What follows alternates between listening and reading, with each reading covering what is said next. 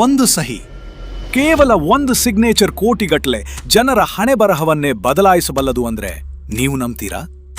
ಕಲ್ಪನೆ ಮಾಡಿಕೊಡಿ, ನೀವು ಆಕ್ಸ್ಫರ್ಡ್ನಲ್ಲಿ ಓದಿರೋ ಒಬ್ಬ ಹೈಲಿ ಎಜುಕೇಟೆಡ್ ವ್ಯಕ್ತಿ. ಇದ್ದಕ್ಕಿದ್ದಂತೆ ನಿಮ್ಮ ಕೈಗೆ ಒಂದು ರಾಜ್ಯದ ಪವರ್ ಸಿಕ್ಕರೆ ಏನಾಗಬಹುದು? ಅಲ್ಲಿಂದ ಶುರುವಾಗೋದು ಕೇವಲ ರಾಜಕೀಯ ಅಲ್ಲ, ಬದಲಾಗಿ ಪವರ್ ಮತ್ತು ಮನಿ ನಡುವಿನ ಒಂದು ಡೇಂಜರಸ್ ಆಟ. ನಾವು ಇವತ್ತು ಮಾತಾಡ್ತಿರೋದು ಭರತ್ ಅನೆ ನಾನು ಸಿನಿಮಾದ ಬಗ್ಗೆ ಅಲ್ಲ. ಆ ಸಿನಿಮಾದಲ್ಲಿ ಅಡಗಿರೋ ಆಳವಾದ ಬಿಸ್ನೆಸ್ ಸ್ಟ್ರಾಟಜಿಗಳು ಮತ್ತು ಹಣದ ಮ್ಯಾನಿಪುಲೇಷನ್ ಬಗ್ಗೆ. ಅಸೆಂಬ್ಲಿ ಫ್ಲೋರ್ನಲ್ಲಿ ಕೂತು ಒಬ್ಬ ವ್ಯಕ್ತಿ ಹೇಗೆ ಎಕನಾಮಿಯನ್ನ ಕಂಟ್ರೋಲ್ ಮಾಡಬಹುದು ಅನ್ನೋದನ್ನ ಈ ಸಿನಿಮಾ ನಮಗೆ ತೋರಿಸಿಕೊಡುತ್ತೆ. ಆದರೆ ನೆನಪಿಡಿ, ಈ ಅಧಿಕಾರದ ಹಿಂದೆ ಇರೋ ರಹಸ್ಯಗಳು ತುಂಬಾ ಭಯಾನಕವಾಗಿವೆ. ಸೀನ್ 1, ಟ್ರಾಫಿಕ್ ಫೈನ್ ಮತ್ತು ಬಿಹೇವಿಯರಲ್ ಎಕನಾಮಿಕ್ಸ್. ಸಿನಿಮಾದಲ್ಲಿ ಒಂದು ಸೀನ್ ಇದೆ.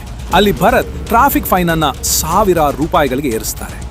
ಜನರೆಲ್ಲ ರೊಚ್ಚಿಗೆದ್ದು ಪ್ರತಿಭಟನೆ ಮಾಡ್ತಾರೆ. ನಮಗೆ ಇದು ಕೇವಲ ಟ್ರಾಫಿಕ್ ರೂಲ್ಸ್ ಅನ್ಸುತ್ತೆ, ಆದ್ರೆ ಇದರ ಹಿಂದೆ ಇರೋದು ಇನ್ಸೆಂಟಿವ್ ಮತ್ತು ಡಿಸ್ಇನ್ಸೆಂಟಿವ್ ಸ್ಟ್ರಾಟಜಿ. ಯಾವುದೇ ಒಂದು ಬಿಸ್ನೆಸ್ ಅಥವಾ ಸಿಸ್ಟಮ್ ಅಲ್ಲಿ ಜನರ ಬಿಹೇವಿಯರ್ ಬದಲಾಯಿಸಬೇಕಾದ್ರೆ ಅವರಿಗೆ ತಪ್ಪು ಮಾಡೋದ್ರಿಂದ ಆಗೋ ನಷ್ಟವು ಅದರ ಲಾಭಕ್ಕಿಂತ ಹೆಚ್ಚಿರಬೇಕು. ಇಲ್ಲಿ ಹಳೆಯ ಸಿಸ್ಟಮ್ನಲ್ಲಿ ₹100 ಫೈನ್ ಇತ್ತು, ಅಂದ್ರೆ ಅದು ಜನರಿಗೆ ಒಂದು ಅಫೋರ್ಡಬಲ್ ಕಾಸ್ಟ್ ಆಗಿತ್ತು. ಭರತ್ ಆ ಕಾಸ್ಟ್ ಅನ್ನ ಹೈ ರಿಸ್ಕ್ ಆಗಿ ಕನ್ವರ್ಟ್ ಮಾಡಿದ್ರು. ಇದು ಒಂದು ದೊಡ್ಡ ಸ್ಕ್ಯಾಮ್ ಅನ್ನ ಬ್ರೇಕ್ ಮಾಡೋ ಸ್ಟ್ರಾಟಜಿ ಆಗಿತ್ತು.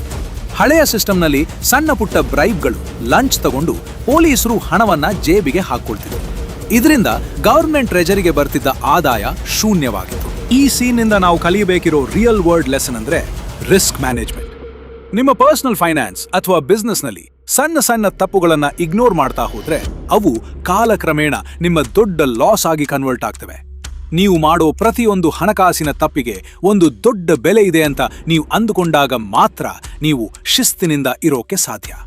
ಇದನ್ನ ನೀವು ಲೀಗಲ್ ಆಗಿ ಹೇಗೆ ಬಳಸಬಹುದು? ನಿಮ್ಮ ಬಿಸ್ನೆಸ್ನಲ್ಲಿ ಡಿಲೇ ಪೆನಲ್ಟಿ ಅಥವಾ ಕ್ವಾಲಿಟಿ ಕಂಟ್ರೋಲ್ ಫೈನ್ಸ್ ಹಾಕೋ ಮೂಲಕ ನಿಮ್ಮ ಟೀಮ್ ಮತ್ತು ಕಸ್ಟಮರ್ಸ್ ಶಿಸ್ತಿನಿಂದ ಇರೋ ಹಾಗೆ ನೋಡ್ಕೊಳ್ಬಹುದು. ಇದು ಕೇವಲ ಶಿಕ್ಷೆ ಅಲ್ಲ, ಇದು ನಿಮ್ಮ ಬಿಸ್ನೆಸ್ನ ಎಫಿಷಿಯನ್ಸಿ ಹೆಚ್ಚಿಸೋ ಒಂದು ಮಾಸ್ಟರ್ ಪ್ಲಾನ್.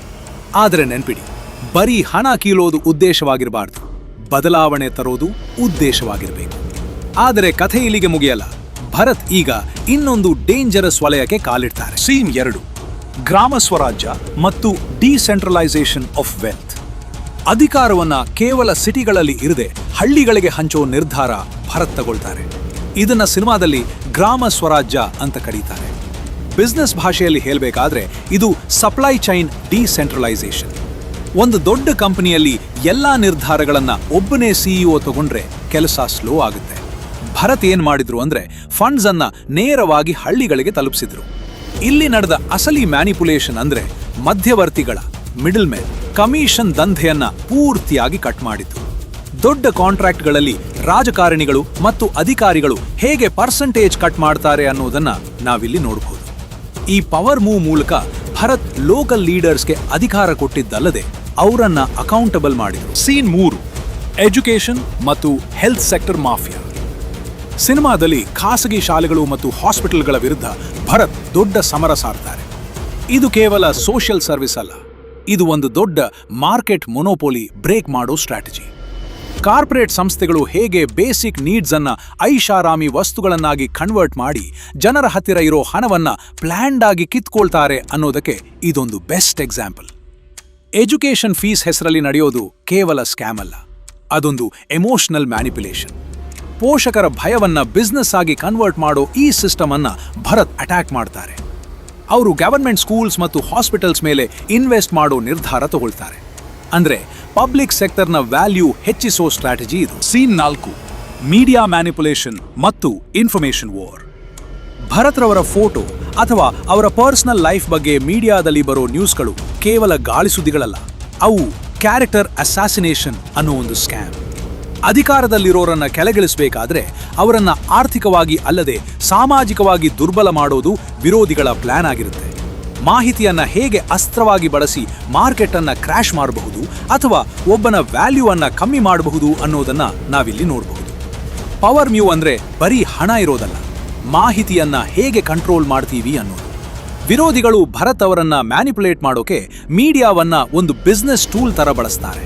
ಇದರಿಂದ ನಾವು ಕಲಿಯಬೇಕಿರೋದು ಪರ್ಸನಲ್ ಬ್ರ್ಯಾಂಡ್ ವ್ಯಾಲ್ಯೂ. ಇವತ್ತಿನ ಕಾಲದಲ್ಲಿ ನಿಮ್ಮ ರೆಪ್ಯುಟೇಷನ್ ಅಂದ್ರೆ ನಿಮ್ಮ ಕರೆನ್ಸಿ.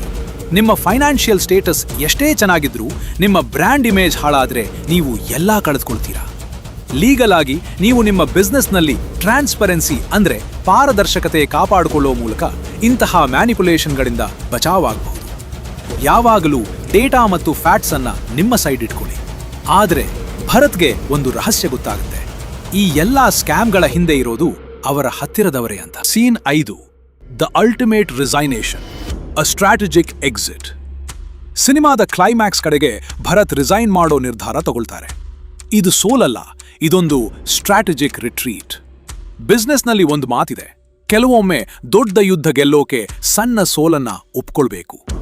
ಭರತ್ ಅಧಿಕಾರ ಬಿಡೋ ಮೂಲಕ ಜನರ ಮನಸ್ಸಿನಲ್ಲಿ ತನ್ನ ವ್ಯಾಲ್ಯೂ ಅನ್ನ 100 ಪಟ್ಟು ಹೆಚ್ಚಿಸ್ಕೊಳ್ತಾರೆ. ಇದು ಡಿಮ್ಯಾಂಡ್ ಅಂಡ್ ಸಪ್ಲೈ ಸ್ಟ್ರಾಟಜಿ.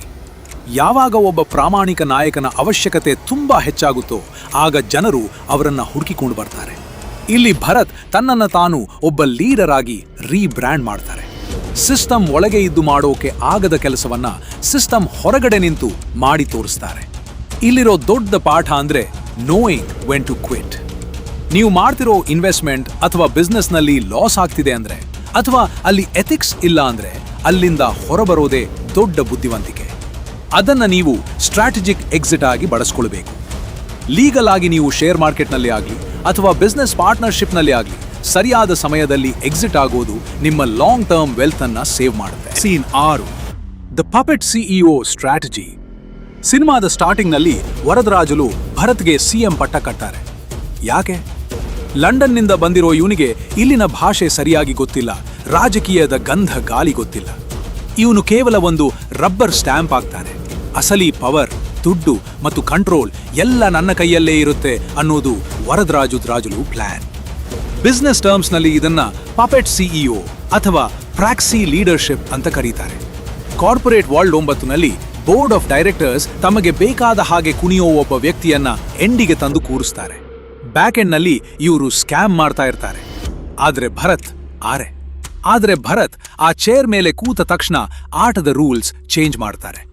ತಾನು ಸೈನ್ ಮಾಡೋ ಪ್ರತಿಯೊಂದು ಫೈಲ್ ಅನ್ನ ಲೈನ್ ಬೈ ಲೈನ್ ಓದಕ್ಕೆ ಶುರು ಮಾಡ್ತಾರೆ. ಸೀನ್ 7, ಇನ್ಫ್ರಾಸ್ಟ್ರಕ್ಚರ್ ಸ್ಕ್ಯಾಮ್ ಮತ್ತು ಕಾಸ್ಟ್ ಪ್ಯಾಡಿಂಗ್.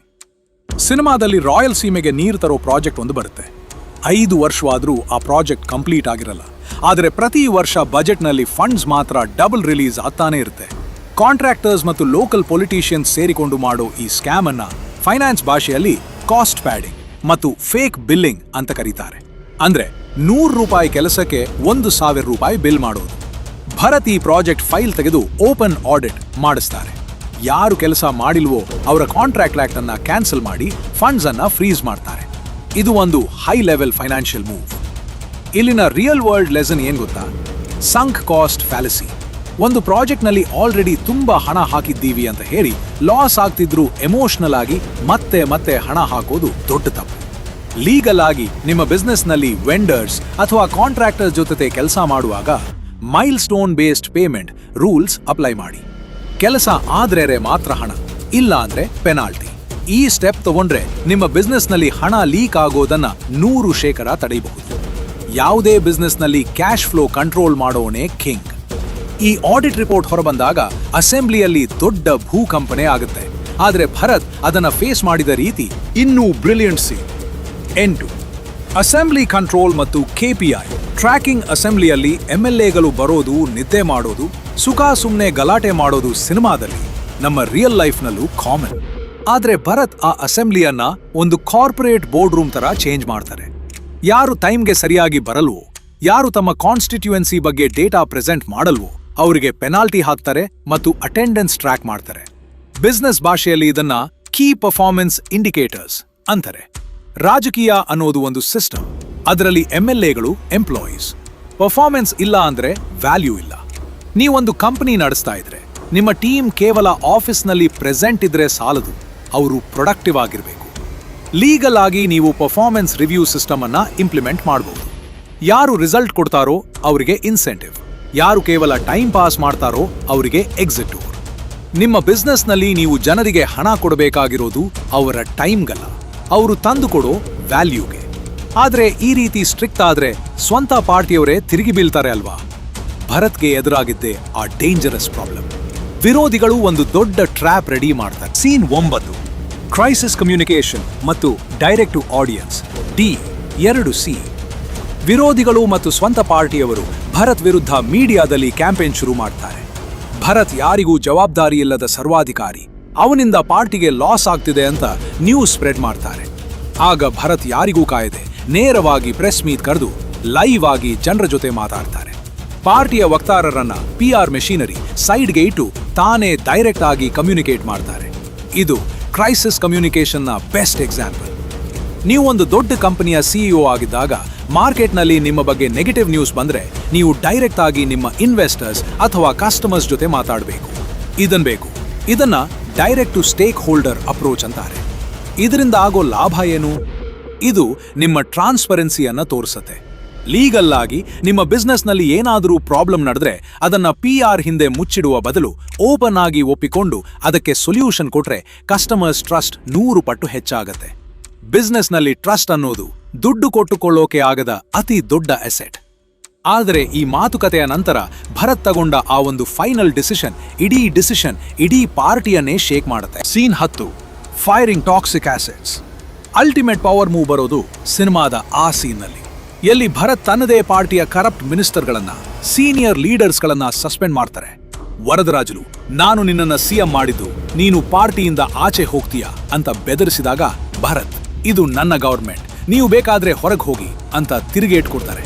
ಇದು ಒಂದು ಪರ್ಫೆಕ್ಟ್ ಬೋರ್ಡ್ ರೂಮ್ ಕೂಪ್. ಒಂದು ಕಂಪನಿಯಲ್ಲಿ ಯಾರಾದರೂ ಕೋ-ಫೌಂಡರ್ ಅಥವಾ ಟಾಪ್ ಮ್ಯಾನೇಜರ್ ಕರಪ್ಟ್ ಆಗಿದ್ರೆ ಅಥವಾ ಕಂಪನಿಯ ವಿಷನ್ಗೆ ವಿರುದ್ಧವಾಗಿದ್ರೆ ಅವರನ್ನ ನಿರ್ದಾಕ್ಷಿಣ್ಯವಾಗಿ ತೆಗೆದುಹಾಕೋದು ಅನಿವಾರ್ಯ. ಇದನ್ನ ಬಿಸ್ನೆಸ್ನಲ್ಲಿ ರಿಮೂವಿಂಗ್ ಟಾಕ್ಸಿಕ್ ಆಸಿಡ್ಸ್ ಅಂತಾರೆ. ನಿಮ್ಮ ಕಂಪನಿ ಎಷ್ಟೇ ದೊಡ್ಡದಾಗಿರ್ಲಿ, ಕ್ಯಾನ್ಸರ್ ತರ ಇರೋ ಒಬ್ಬ ವ್ಯಕ್ತಿಯನ್ನ ಇಟ್ಟುಕೊಂಡ್ರೆ ಇಡೀ ಕಂಪನಿ ಮುಳುಗುತ್ತೆ. ಲೀಗಲ್ ಆಗಿ ಪಾರ್ಟ್ನರ್ಶಿಪ್ ಡೀಡ್ ಅಥವಾ ಎಂಪ್ಲಾಯ್ಮೆಂಟ್ ಕಾಂಟ್ರಾಕ್ಟ್ ನಲ್ಲಿ ಟರ್ಮಿನೇಷನ್ ಕ್ಲಾಸ್ ಅನ್ನ ಸ್ಟ್ರಾಂಗ್ ಆಗಿಟ್ಕೊಳ್ಳಿ. ಶಾರ್ಟ್ ಟರ್ಮ್ ನಲ್ಲಿ ಸ್ವಲ್ಪ ಪೇನ್ ಆದ್ರೂ ಪ್ರಾಜೆಕ್ಟ್ ನಿಂತು ಹೋದ್ರೂ ಪರವಾಗಿಲ್ಲ. ಲಾಂಗ್ ಟರ್ಮ್ ನಲ್ಲಿ ನಿಮ್ಮ ಕಂಪನಿ ಮತ್ತು ನಿಮ್ಮ ಬ್ರ್ಯಾಂಡ್ ವ್ಯಾಲ್ಯೂ ಬದುಕಿಕೊಳ್ಳುತ್ತೆ. ಭರತನೇ, ನಾನು ಸಿನಿಮಾ ಕೇವಲ ಒಬ್ಬ ಯುವಕನ ರಾಜಕೀಯ ಎಂಟ್ರಿ ಅಲ್ಲ, ಅದು ಒಂದು ಕರಪ್ಟ್ ಸಿಸ್ಟಮ್ ಅನ್ನ ಹೈ ಕ್ಲಾಸ್ ಕಾರ್ಪೊರೇಟ್ ಲೆವೆಲ್ ಅಲ್ಲಿ ಹೇಗೆ ಆಪ್ಟಿಮೈಸ್ ಮಾಡಬಹುದು ಅನ್ನೋದರ ಒಂದು ಮಾಸ್ಟರ್ ಕ್ಲಾಸ್. ಟ್ರಾಫಿಕ್ ಫೈನ್ ಇಂದ ಹಿಡಿದು ಆಡಿಟಿಂಗ್, HR ಮ್ಯಾನೇಜ್, ಭರತ್ ಒಬ್ಬ CM ಆಗಿ ಹಣ ಮತ್ತು ಪವರ್ ಅನ್ನ ಹೇಗೆ ಹ್ಯಾಂಡಲ್ ಮಾಡಿದ್ರು ಅನ್ನೋದು ನಮಗೆ ಗೊತ್ತು. ಆದ್ರೆ ಈ ಕಥೆಯಲ್ಲಿ ಇನ್ನೊಂದು ಡಾರ್ಕ್ ಸೈಡ್ ಇದೆ. ಈ ಸ್ಕ್ಯಾಮ್ಗಳ ಹಿಂದೆ ಇದ್ದ ಕಿಂಗ್ ಪಿನ್ಗಳು ಯಾರು? ಅವರು ಹೇಗೆ ಸರ್ಕಾರದ ಹಣವನ್ನ ತಮ್ಮ ಪರ್ಸನಲ್ ಅಕೌಂಟ್ಗೆ ವರ್ಗಾಯಿಸುತ್ತಿದ್ರು? ಆ ರಹಸ್ಯಗಳನ್ನ ಭರತ್ ಹೇಗೆ ಬಯಲಿಗೆಳೆದ್ರು ಅನ್ನೋದನ್ನ ತಿಳ್ಕೋಬೇಕಾದ್ರೆ ನಾವು ಈ ಕಥೆಯ ಮುಂದಿನ ಭಾಗವನ್ನ ನೋಡಬೇಕು. ಮುಂದಿನ ವಿಡಿಯೋದಲ್ಲಿ ನಾನು ನಿಮ್ಗೆ ಹೇಳೋದು ಹೇಗೆ ಕೇವಲ ಒಂದು ಲೈಫ್ ಇನ್ಶೂರೆನ್ಸ್ ಪಾಲಿಸಿ ಅಥವಾ ಒಂದು ಫೇಕ್ ಕಾಂಟ್ರಾಕ್ಟ್ ಇಡೀ ರಾಜ್ಯದ ಬಜೆಟ್ ಅನ್ನೇ ನುಂಗಿ ಹಾಕಬಹುದು ಅನ್ನೋದನ್ನ. ಈ ಅಧಿಕಾರ ಮತ್ತು ಹಣದ ಆಟದಲ್ಲಿ ಭರತ್ ಮಾಡಿದ ಮುಂದಿನ ಮೂವ್ ಯಾವುದು ಅಂತ ಗೆಸ್ ಮಾಡಬಲ್ಲಿರಾ? ಕಮೆಂಟ್ ಮಾಡಿ. ಕಥೆ ಇನ್ನೂ ಮುಗಿದಿಲ್ಲ. ಭರತನೇ, ನಾನು ಸಿನಿಮಾ ಕೇವಲ ಒಬ್ಬ ಯುವಕನ ರಾಜಕೀಯ ಎಂಟ್ರಿ ಅಲ್ಲ, ಅದು ಒಂದು ಕರಪ್ಟ್ ಸಿಸ್ಟಮ್ ಅನ್ನ ಹೈ ಕ್ಲಾಸ್ ಕಾರ್ಪೊರೇಟ್ ಲೆವೆಲ್ ಅಲ್ಲಿ ಹೇಗೆ ಆಪ್ಟಿಮೈಸ್ ಮಾಡಬಹುದು ಅನ್ನೋದರ ಒಂದು ಮಾಸ್ಟರ್ ಕ್ಲಾಸ್. ಟ್ರಾಫಿಕ್ ಫೈನ್ ಇಂದ ಹಿಡಿದು ಆಡಿಟಿಂಗ್, HR ಮ್ಯಾನೇಜ್ಮೆಂಟ್ ವರೆಗೂ ಭರತ್ ಒಬ್ಬ CM ಆಗಿ ಅಲ್ಲ, ಒಬ್ಬ ಐಡಿಯಲ್ CEO ಆಗಿ ಕೆಲಸ ಮಾಡ್ತಾರೆ. ಸಿಸ್ಟಮ್ ಅನ್ನ ಹೇಗೆ ಕ್ಲೀನ್ ಮಾಡಬೇಕು ಅನ್ನೋದನ್ನ ನಾವು ಈ ಸಿನಿಮಾದಲ್ಲಿ ಕಲಿತ್ವಿ. ಆದರೆ ಇದೇ ತರಹದ ಇನ್ನೊಂದು ಮಾಸ್ಟರ್ ಮೈಂಡ್ ಗೇಮ್ ಇದೆ. ಆ ಗೇಮ್ನಲ್ಲಿ ಹೀರೋ ಸಿಸ್ಟಮ್ನ ಸರಿ ಮಾಡಲ್ಲ, ಬದಲಾಗಿ ಇಡೀ ಸಿಸ್ಟಮ್ ಅನ್ನ ಹ್ಯಾಕ್ ಮಾಡಿ ಲೂಪ್ ಹೋಲ್ಸ್ನ ಯೂಸ್ ಮಾಡಿಕೊಂಡು ಸಾವಿರಾರು ಕೋಟಿ ಲೂಟಿ ಮಾಡ್ತಾನೆ. ಆ ವೆಲ್ತ್ ಟ್ರಾನ್ಸ್ಫರ್ನ ರಹಸ್ಯಗಳೇನು? ಬ್ಯಾಂಕಿಂಗ್ ಸಿಸ್ಟಮ್ನ ಡಾರ್ಕ್ ಸೈಡ್ ಹೇಗಿರುತ್ತೆ? ಇಂಟೆಲಿಜೆಂಟ್ ಆದವರು ಲೀಗಲ್ ಆಗಿ ಹೇಗೆ ಮ್ಯಾನಿಪುಲೇಟ್ ಮಾಡ್ತಾರೆ? ಅದನ್ನ ಡಿಕೋಡ್ ಮಾಡೋದಕ್ಕೆ ನಾನು ರೆಡಿ ಇದ್ದೀನಿ. ಆ ಡೇಂಜರಸ್ ಬಿಸ್ನೆಸ್ ಸ್ಟೋರಿ ಯಾವುದು ಅಂತ ಗೆಸ್ ಮಾಡಿ. ಸಿಗೋಣ ಮುಂದಿನ ವಿಡಿಯೋದಲ್ಲಿ.